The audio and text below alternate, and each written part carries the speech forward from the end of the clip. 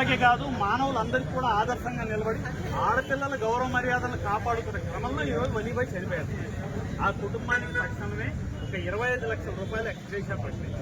ఇదేమి ఏదో నోటికొచ్చిన అమౌంట్ 10 గడితే 10 ఇస్తారు, 50 అడిగితే 40 ఇస్తారు అన్నట్లేదు సార్. ఈ రిపీటెడ్ ఇన్సిడెంట్స్ లో మన గవర్నమెంట్ ఏదైతే చాలా సందర్భాల్లో చనిపోయిన కుటుంబానికి ఎక్స్గ్రేషియా ఇచ్చిందో ఆ చనిపోయిన వారు కూడా ఉన్నత కుటుంబాల వారు, ఉద్యోగస్తులు, ధనికులు చనిపోయినా గవర్నమెంట్ 25 లక్షలు ఇచ్చింది. కాబట్టి ఈ పేద కుటుంబానికి కూడా తక్షణమే ఒక 25 లక్షల రూపాయలు ఎక్స్గ్రేషియా ఇచ్చి ఆదుకోవాలని చెప్పి ఇక్కడ గ్యాదర్ అయిన మేము అందరూ కోరుతున్నాం. అందరూ థర్డ్ వన్ 2 ఆడపిల్లలు సార్.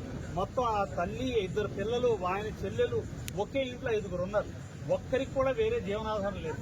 ఈ రోజు వారు ఏం తింటున్నారో, ఎలా తింటున్నారో, వెళ్తున్నా పరామర్శిస్తున్నా వచ్చేస్తున్నాం తప్ప వారి కడుపులో ముద్ద ఎలా వెళ్తుందో ఎవరికి తెలియదు.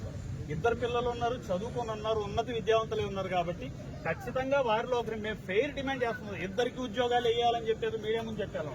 ఖచ్చితంగా 2లో ఒక్కరికైనా సరే ఒక ప్రభుత్వ ఉద్యోగం వచ్చేలా ఏర్పాటు చేస్తే నిడదవోలుకి కీడు కలిగించే జరిగిన సంఘటన, నిడదవోలులో ఒక అమాయకుడు రక్తం పారిన చోటే ఈ గవర్నమెంట్ అడ్మినిస్ట్రేషన్ ఇదే నిడదవోలులో ఆ కుటుంబానికి ఒక ఆర్థిక భరోసా కల్పించి ఆ చనిపోయిన వ్యక్తి కుటుంబంలో ఒకరు ఉద్యోగం కల్పించినట్టయితే ఖచ్చితంగా విమర్శించిన చోటే ప్రశంసిస్తాం, బాధపడిన చోటే హర్షిస్తాం సార్. ఇదైతే నా ఒక్క డిమాండ్ కాదు సార్. ఇక్కడ సుమారు 4-5 మసీదుల నుంచి వచ్చి ఉన్నారు.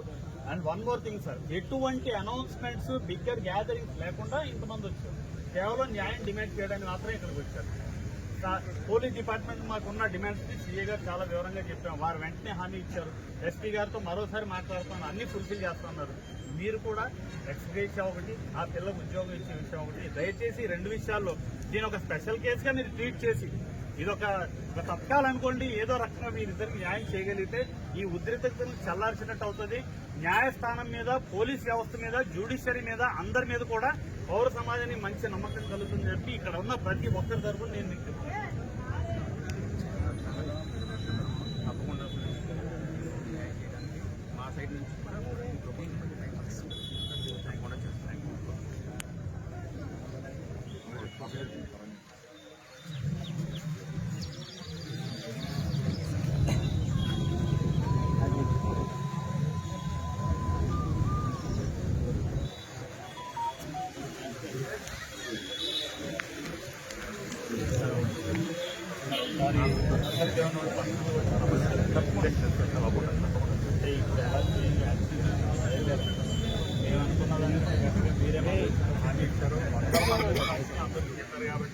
మాకైతే నమ్మకం కుదిరింది సార్. వీలైనంత తొందరగా, అంటే జనాల్లో ఉన్న ఉద్రేకాలు మరొక కోణంలో వెళ్ళకముందే ఇది గవర్నమెంట్ న్యాయం జరుగుతుంది అనుకున్న రాకముందే మేము ఖచ్చితంగా న్యాయం చేస్తాం. మాకు పూర్తి నమ్మకం.